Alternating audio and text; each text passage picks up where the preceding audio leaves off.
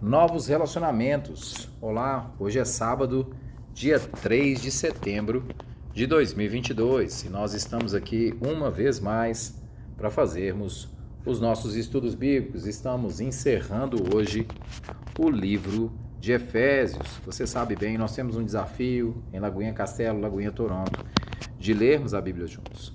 Começamos com o Novo Testamento e todos os dias nós lemos um capítulo da Bíblia todos os dias.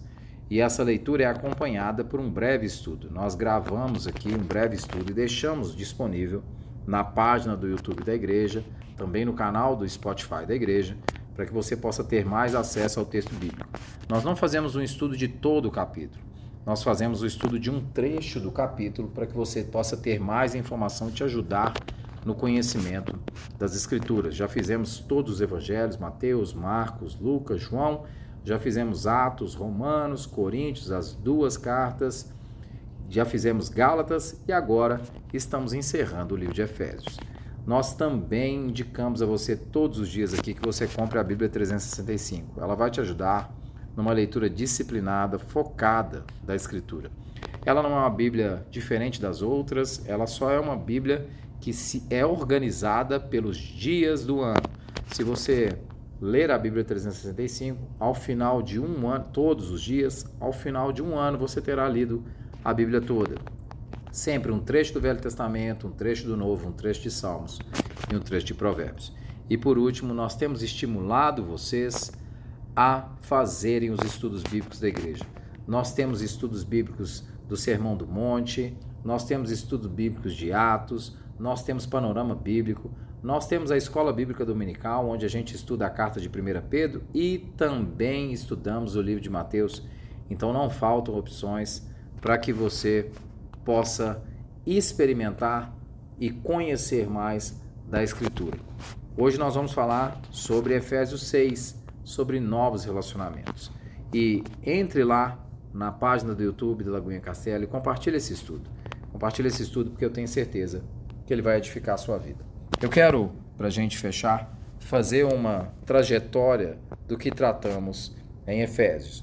Nós falamos que a carta de Efésios ela é centrada na igreja, e essa é uma verdade, ela é de fato centrada no papel e na importância da igreja. Mas nós não falamos somente isso, nós falamos que a carta de Efésios ela precisa ser lida e entendida como um todo. Ela precisa ser entendida no eixo, ou nos eixos, melhor dizendo, centrais de sua mensagem. E quais são esses eixos centrais de sua mensagem? Você se lembra bem, no primeiro capítulo da carta de Efésios, o apóstolo Paulo faz no seu primeiro trecho uma oração glorificando a Deus pela Trindade, e depois ele pede a Deus para que ele abra os olhos do entendimento dos cristãos, para que eles entendam qual é a relevância, a importância de ter o pleno conhecimento de Cristo Jesus. E logo no capítulo 2, o apóstolo Paulo vai começar a dizer a nossa história. E ele vai começar em Efésios 2 dizendo: vocês estavam mortos em vossos delitos e pecados. Paulo vai mostrar que essa abertura de olhos que ele clama e ora no capítulo 1 é para que nós possamos, em primeiro lugar, entender que Jesus Cristo nos resgatou do nosso pecado. Jesus Cristo verteu seu sangue na cruz, em morte sacrificial pelo nosso pecado, para nos restaurar. E ele ressuscitou dentre os mortos e está sentado, o apóstolo Paulo vai dizer isso, à direita de Deus em toda autoridade, e ele vai dizer que o mesmo poder que ressuscitou Cristo Jesus de dentre os mortos é o mesmo poder que opera em nós. Então, é o mesmo poder que opera em nós. Nós estávamos mortos, nós fomos salvos por Cristo, e nós estamos em Cristo agora. Então Paulo vai dizer no livro de Efésios que, em primeiro lugar, a salvação é uma salvação individual. Mas, entretanto, Paulo vai bater muito firme na tecla de que essa salvação não é somente individual. Nós somos reconciliados com Deus, mas nós também fomos reconciliados uns com os outros.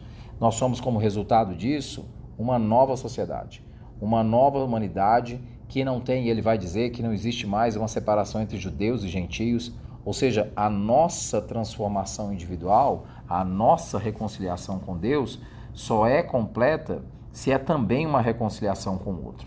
Deus não nos reconcilia com Ele para que a gente viva de maneira egoísta e de maneira focada em nós mesmos. Muito pelo contrário, Ele nos reconcilia com Ele para que nós possamos passar a servir. Então, a ideia de Efésios é: nós somos reconciliados com Deus e agora nós somos reconciliados uns com os outros e somos uma nova sociedade. E se nós somos uma nova sociedade, nós devemos mostrar, mediante a nossa vida, a realidade da obra que Deus tem feito. Por isso, nós falamos no estudo de ontem que Deus dá a real, que Ele mostra claramente na carta de Efésios, no seu capítulo 4 e no seu capítulo 5, qual é o tipo de comportamento requerido de um cristão que é salvo e transformado pela graça. E agora, no capítulo 6, o apóstolo Paulo vai dizer: ora, se nós somos transformados, se nós somos colocados em comunhão uns com os outros, e se nós temos novos comportamentos, nós seremos uma sociedade que age de maneira diferente. Nós seremos uma sociedade que age de maneira distinta. E por isso, ele vai começar a falar ainda no capítulo 5.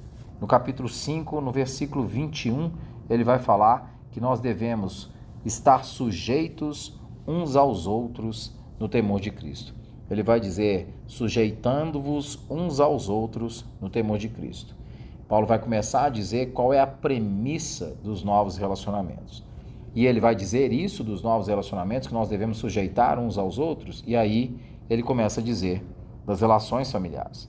Paulo vai dizer como deve ser o comportamento do homem com a mulher, ele vai dizer como deve ser o comportamento da mulher com o homem, ele vai dizer como deve ser um relacionamento familiar, como deve ser o relacionamento do marido com a sua esposa e como deve ser o relacionamento da esposa com seu marido.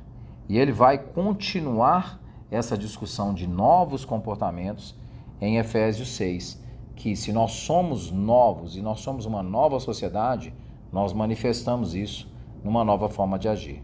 E ele vai dizer em Efésios 6, de 1 a 4, o seguinte: filhos, obedecei a vossos pais no Senhor, pois isso é justo. Honra teu pai e tua mãe, que é o primeiro mandamento com promessa, para que te vá bem e sejas de longa vida sobre a terra. E vós, pais, não provoqueis vossos filhos à ira, mas criai-vos na disciplina e na admoestação do Senhor.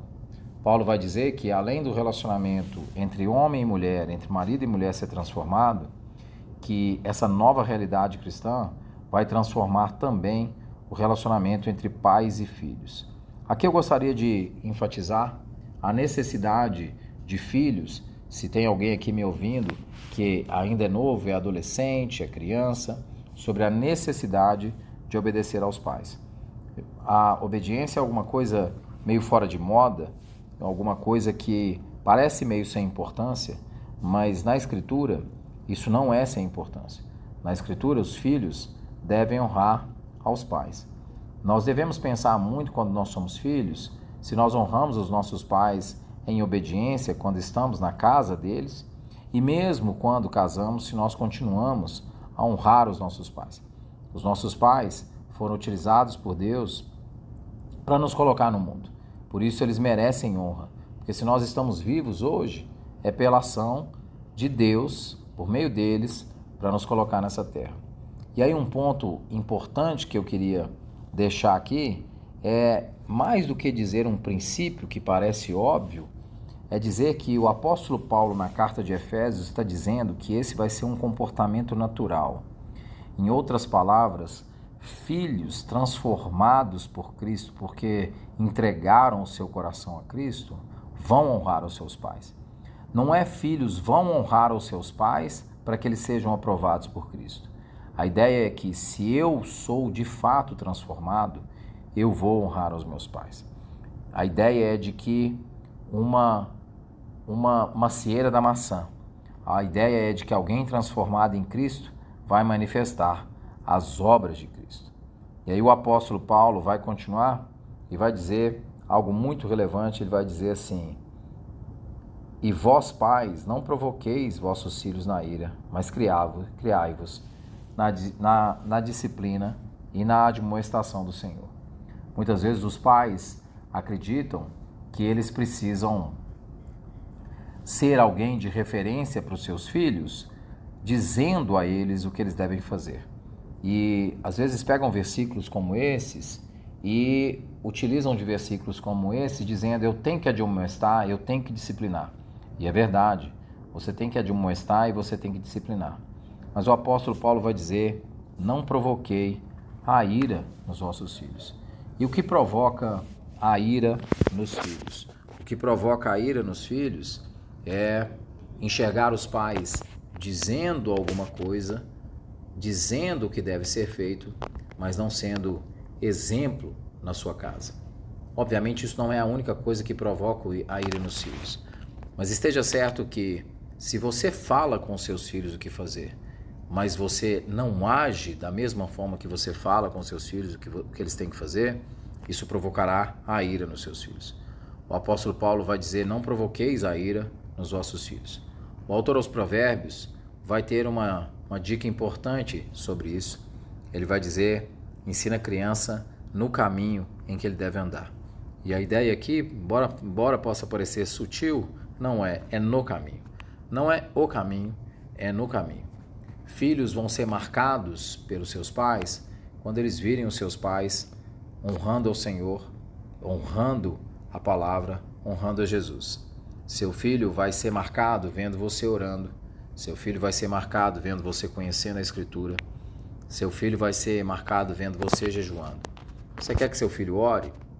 Mostre para o seu filho, na verdade não mostre, ore na sua casa, porque o seu filho vai ver você orando. Você quer que seu filho conheça a Escritura? Pare de falar com seu filho para ler a Bíblia. Leia a Bíblia. Seu filho vai ver você lendo a Bíblia. E chame ele para ler a Bíblia com você. Ensine-o no caminho. Você quer que seu filho seja um filho que jejua? Jejue com seu filho. Mostre aos seus filhos você jejuando. Esse tipo de comportamento é o tipo de comportamento natural que o apóstolo Paulo espera de cristãos. Por isso ele vai dizer: não provoqueis a ira nos vossos filhos. Não provocar a ira vai ser muito, muito mais simples quando nós vivermos o Evangelho e quando nós deixarmos de dizer o que as pessoas devem fazer, mas agirmos de acordo com a árvore que dá o fruto. Eu volto a lembrar aquilo que Jesus disse em João 15: eu sou a videira, vocês são os ramos. O que o apóstolo Paulo faz na carta de Efésios é dizer que como ele diz no capítulo 2, pela graça nós somos salvos mediante a fé, e isso não vem de nós, é dom de Deus.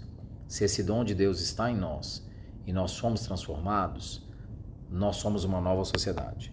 E se nós somos uma nova sociedade, nós temos novos comportamentos em família. Ele vai terminar o capítulo 5 assim, e ele vai focar o capítulo 6 assim. E a continuidade do capítulo 6, ele vai dizer que nós teremos novos comportamentos, não só em família, mas também no nosso trabalho, na interação com aqueles que nos lideram e na interação com os nossos liderados no ambiente profissional. Portanto, Efésios é uma carta belíssima, porque ela faz a amarração do homem transformado gerando um comportamento transformado. Note, Efésios não começa pelo capítulo 6. O apóstolo Paulo não começa dizendo que os comportamentos geram a transformação, mas o apóstolo Paulo diz que a transformação em Cristo Jesus tem que produzir comportamentos novos. Que Deus tenha misericórdia das nossas vidas.